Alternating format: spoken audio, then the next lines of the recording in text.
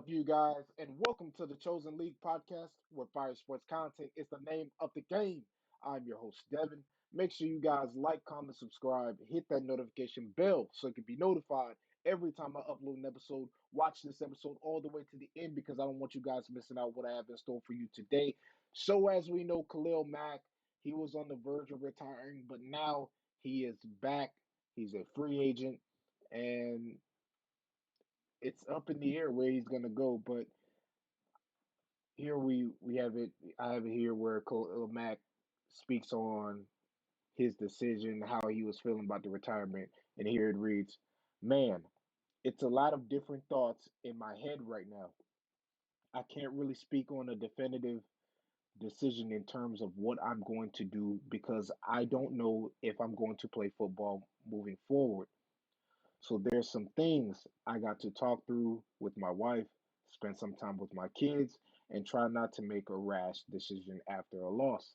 So if you guys know, or if you haven't, if you don't, Chargers lost at home to the Houston Texans, and that was a rough one for him. So I completely understand Khalil Mack.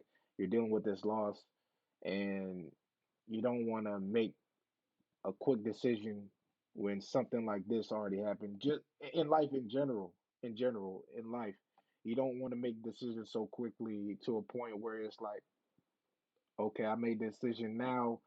Uh, I probably shouldn't have done that. So he's keeping a level head and he's being strategic about his choices. So before I go more in depth about Khalil Mack, I got a clip I want to show y'all just to just to show y'all what Khalil Mack is really about. Here we go.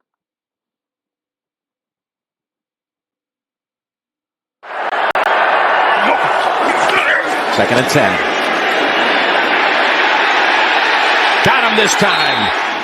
And a loss of 12. Career year, 17 sacks last year. There's a fumble, and it is scooped up. No. Now it's picked up. Still on his feet is Mack. And there you have it. This is what I'm talking about. Khalil Mack, edge rusher, a big force. I mean, he just disrupts the offense and really makes it hard for the offense to make a play. He puts pressure on the quarterback. He puts pressure on the offensive line. So Khalil Mack and his history in the NFL, you're talking about a guy who was a part of the 2014 draft class, first round, fifth pick by the Raiders. At the time, they were the Oakland Raiders. Now they're known as Las Vegas. Spent 4 seasons with the Raiders, 4 seasons with the Bears, 3 seasons with the Chargers. Was with them in March of 2022. Only missed one game. You know, in his 11th season, going into his 12th season, 2016 AP Defensive Player of the Year, 2016 PFWA Defensive Player of the Year, and 2016 Sporting News Defensive Player of the Year. So he's been getting a lot of Defensive Player of the Year awards. He's on defense. You know, we're talking about a guy also a nine-time Pro Bowler as well. So Khalil Mack this year, 20 tackles, 6 sacks, 2 forced fumbles. He has a career high of 17 sacks in 2023. And so when I look at Khalil Mack, when you got this guy, he's playing linebacker, you can play on the line, he can be that edge rusher. Um, I just think his time with the Chargers, because you got to look at his whole career. He really, when he came to Chicago, it was like a new thing. Like he was, he was expected to be, great, be a problem on defense, and he played in Chicago, and you really didn't hear much about him after that. And it's just like now, when you look at these teams, it's like who's really gonna get? How can you unlock Khalil Mack? How will he get? What can you do to get the best out of Khalil Mack? And what is he gonna do to get to make your team better? So honestly, defensively, he has a ton of heart, ton of passion. Um, you know, it happens in the league. A lot of players get traded here and there, and I can feel his frustration because the Chargers were a team that was set up for success. I mean, they have the team. I mean, now you have a new head coach in Jim Harbaugh, and it's still you still come up short. It's like I'm making the playoffs, but I'm not getting I'm not making that deep playoff run as I thought I was. So now Khalil Mack has to look at the fact like now I gotta figure out where to go. Honestly, with the situation with the Detroit Lions, I feel like he would be a good fit for Detroit Lions because of what he's able to do on defense.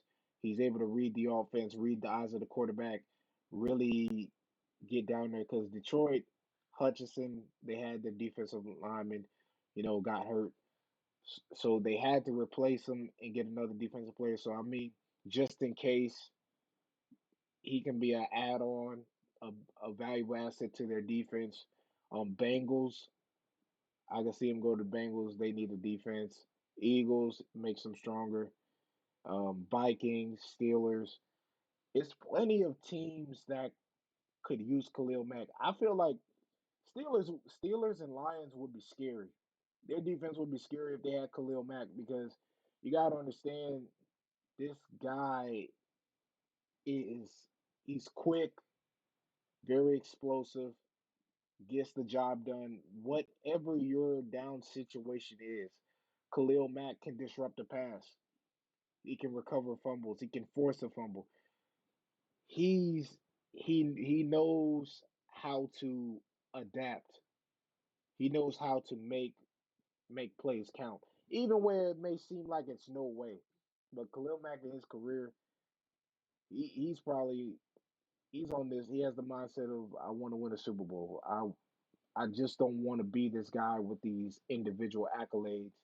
Like individual accolades are good, but I with Khalil Mack, he probably wants to win a Super Bowl, and the Chargers are just not the team to do it right now.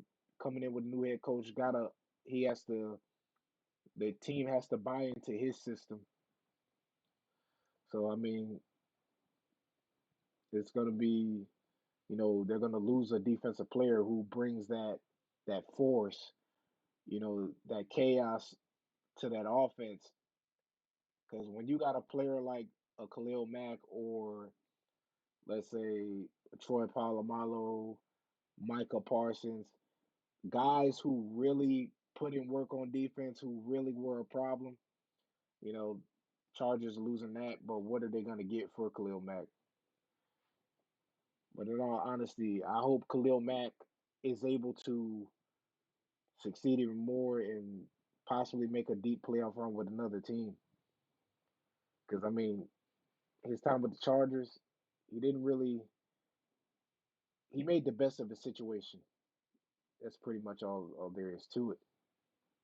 But anyways, that is all for today's episode. Once again, like, comment, subscribe, hit that notification bell so you can be notified every time I upload an episode. I'm Devin, and I'm signing off.